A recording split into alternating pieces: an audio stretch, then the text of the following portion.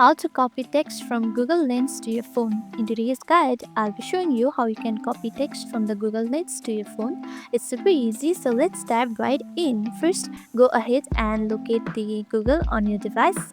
Now once you locate it, open it. Now here you can see the Google Lens. Right beside the microphone icon, tap on it. Now this will open the camera. Now from here you can just record the text from your screen like this. Record it and you can see the select text option right here, tap on it. Now once you do that, you can see the copy option is already right here.